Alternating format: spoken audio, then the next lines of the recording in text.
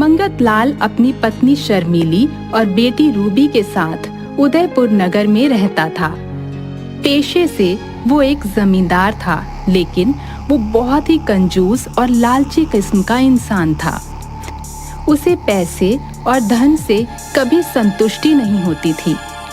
वो हर वक्त लोगों से ठगी करके धन जुटाने में लगा रहता था। एक दिन शर्मीली ने उससे कहा, अजी सुनते हो, कुछ पैसे और गहने दे दो, मुझे अपनी भतीजी की शादी में जाना है। क्या तुम हर वक्त मेरे पैसे उड़ाने में लगी रहती हो? हैं? तुम्हें समझ नहीं आता मैं कितनी मेहनत से पैसे कमाता हूँ? हैं? हाँ, मैं जानती हूँ कितनी मेहनत से कमाते हो, पर मुझे कुछ पैसे दे दो ना। मन ही मन सोचते हुए बोली, सबसे लूटते जो रहते हो। नहीं नहीं, मेरे पास कोई पैसे नहीं है, तुम मत जाओ किसी शादी वादी में। शर्मीली के बहुत बोलने पर भी मंगत लाल उसको पैसे नहीं देता और डांट कर उसे शादी में जाने से मना कर देता है। उसके बाद वो घर से ठगी करने निकल जाता है। उसके पास हमेशा एक तोता रहता था। इस तोते के भी बहुत खर्चे बढ़ रहे हैं, सिर्फ दिन भर खाता ही रहता है, कोई काम का तो है नहीं। इसको किसी काम में लगाता हूँ। तभी उसे रास्ते में बिरजू डाकिया बैंक से पैसे लेकर आता हुआ दिखता है। ये देखकर मंगत लाल ठगी की एक तरकीब सोचता है और जोर से बोलता है, तोते जा और बस स्टैंड पर बस वाले को रोक कर रखना, कहना मैं आ रहा हूँ बस थोड़ी देर में। मंगत लाल के ऐसा कहने पर तोता बस स्टैंड की तरफ उड़ जाता है।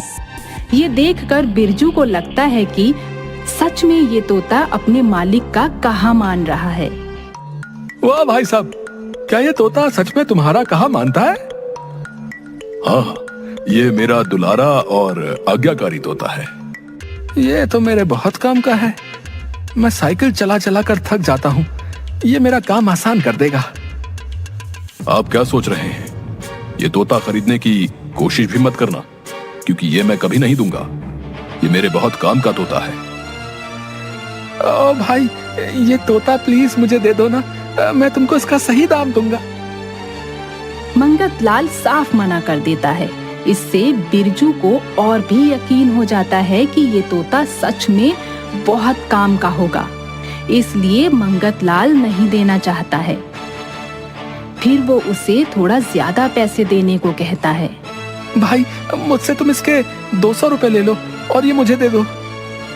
नहीं भाई, इतना कीमती तोता 200 में तो बिल्कुल नहीं दूंगा। अरे भाई प्लीज मुझे दे दो ना। अच्छा तुम बताओ, तुम्हें कितने चाहिए? कम से कम 1000 रुपए, हालांकि ये भी कम ही है, लेकिन मैं मान जाऊंगा।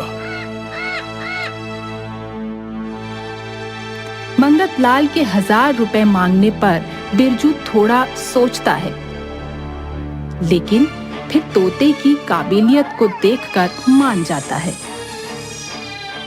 ठीक है भाई, अब तोता मुझे दे दो, ये मेरा कहा मानेगा ना? हाँ, अब तक तो ये मेरा कहा मानता था, लेकिन अब मैं इसके कान में कह दे रहा हूं कि अब से तुम इसके मालिक हो और ये मेरी नहीं सुनेगा, सिर्फ तुम्हारी मानेगा। बिरजू उस तोते को लेकर अपने घर चला जाता है और वहां जाकर उस तोते को संदेश देने भेज देता है, पर वो तोता लौट कर नहीं आता। वो सुबह से शाम तक इंतजार करता है और फिर उसे बहुत गुस्सा आने लगता है। लगता है उस आदमी ने मुझे ठग लिया। रुको, अभी उसको मैं ढूंढने जाता हूँ, फिर उसको बताऊंगा। इधर मंगत लाल फिर से किसी और को ठगने के लिए वही रास्ते से जा रहा होता है। तभी बिरजू उसे वहां मिल जाता है और कहता है, अरे भाई, तुमने मुझे ठग लिया। उस तोते को मैंने संदेश देकर भेजा तो वो वापस ही नहीं आया। तुम क्या पागलों जैसी बातें कर रहे हो? मैं तुम्हें क्यों ठगूंगा? मैंने तो तुम्हें अपना दुलारा तोता दे दिया। तो फिर वो वापस क्यों नहीं आया? तुमने उस तोते को जहां संदेश पहुंचाने भेजा था, वो जगह पहले उसे दिखाई थी? नहीं भाई, मैंने तो ऐसा नहीं किया था। तो वो वापस कहां से आएगा? तुमने तो मेरा तोता ही घुमा दिया। अब मैं क्या करूं? हे भगवान, मेरा तोता बेचारा कहां चला गया?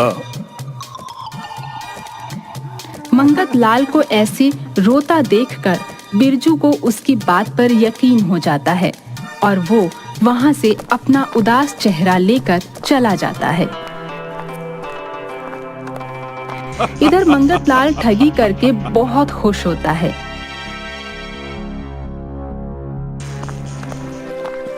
अगले दिन हरिया नाम का एक लड़का नौकरी की तलाश में भटक रहा होता है और तभी मंगत लाल भी साधु का रूप बनाए वहां से गुजर रहा होता है। हरिया को देखकर मंगत लाल बोलता है, बालक, मैं तुम्हारी परेशानी जानता हूं। तुम अपनी नौकरी को लेकर परेशान हो ना? लगता है ये बाबा अंतर्यामी है, मेरे बिना कुछ कहे ही मेरी परेशानी जान गए। बेटा, तुम परेशान ना हो। मेरा एक कहा मान जाओगे तो तुम्हारी सब परेशानी खत्म हो जाएगी। हरिया नौकरी को लेकर वैसे ही परेशान था, तो बाबा की कही सारी बातें उसे सही लगने लगती हैं और वो मन में सोचता है कि क्यों ना इनका कहा करके देख लूं। हाँ बाबा, बताइए, मैं जरूर करूंगा। बेटा, तुम अगर 500 रुपए अपनी नौकरी के नाम पर मुझ जैसे भिक्षुक को दान करोगे तो तुम्हारी नौकरी 10 दिनों में लग जाएगी।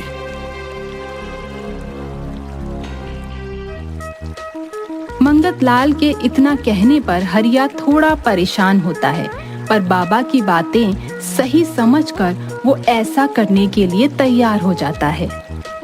फॉर्म भरने के लिए घर से मिले 1000 रुपए में से 500 वो मंगत लाल को दे देता है।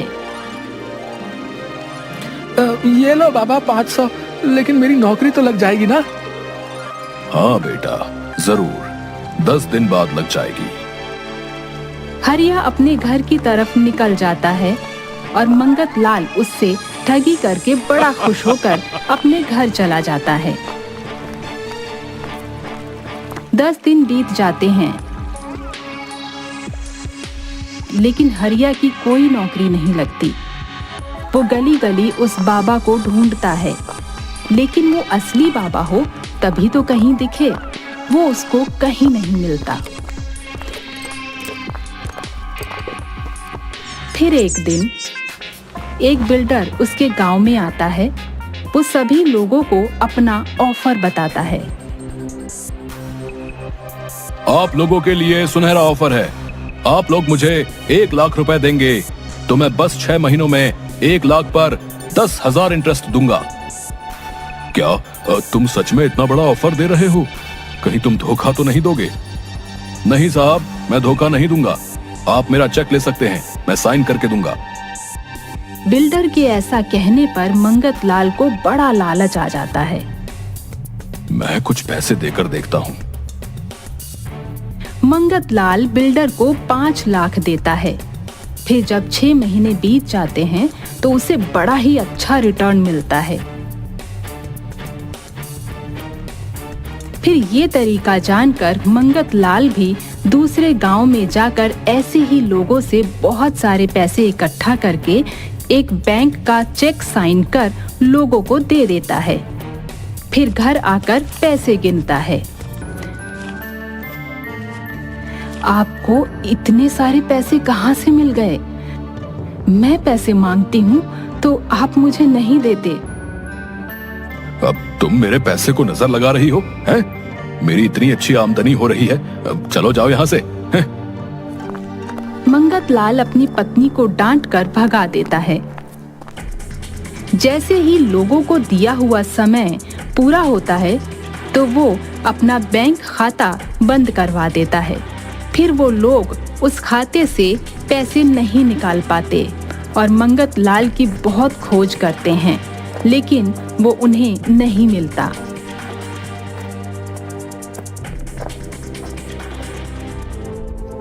इधर मंगत लाल, मैं बहुत ही अमीर बन गया हूँ। इतने सारे पैसे कमाकर मजा आ गया।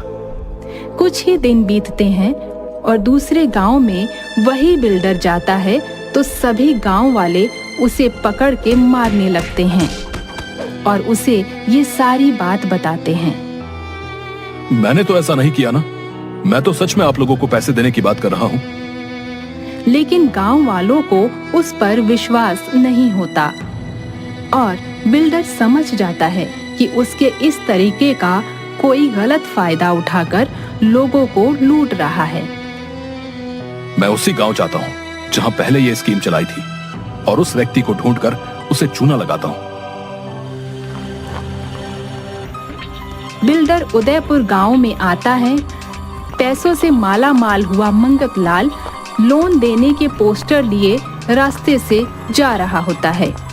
ये देखकर, अच्छा, ये वही व्यक्ति है जिसने हमारी स्कीम का गलत फायदा उठाया।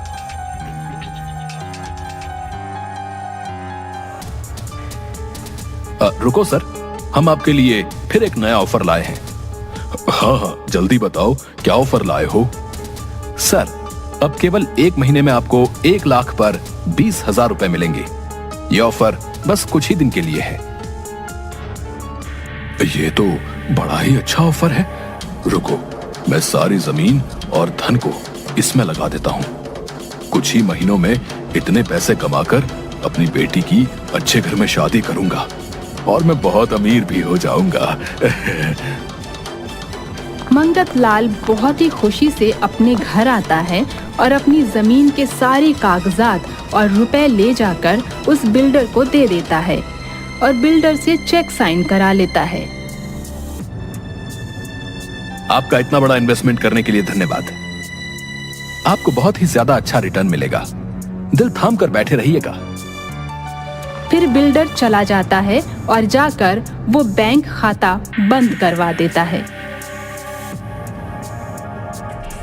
महीना बीत जाता है और इधर मंगत लाल इंतजार कर रहा होता है कि वो बिल्डर आएगा और उसे बहुत सारे पैसे देगा, लेकिन वो नहीं आता। 10 दिन और बीत जाते हैं। फिर वो बैंक के चक्कर लगाता है तो उसे पता चलता है कि ये बैंक अकाउंट बंद हो गया है। वो सर पर हाथ रखकर बैठ जाता है। हे भगवान, मैं तो लुट गया, बर्बाद हो गया। उसने मुझे ठग लिया। आज तक मैंने लोगों को ठगा और आज उसने मुझे पूरी तरह से ठग लिया।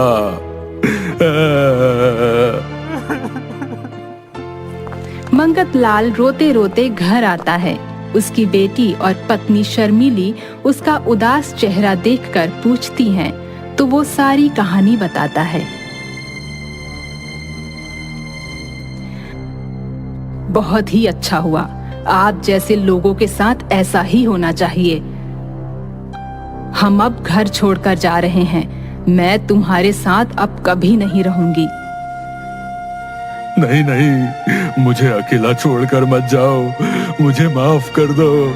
आज के बाद कभी ठगी नहीं करूंगा।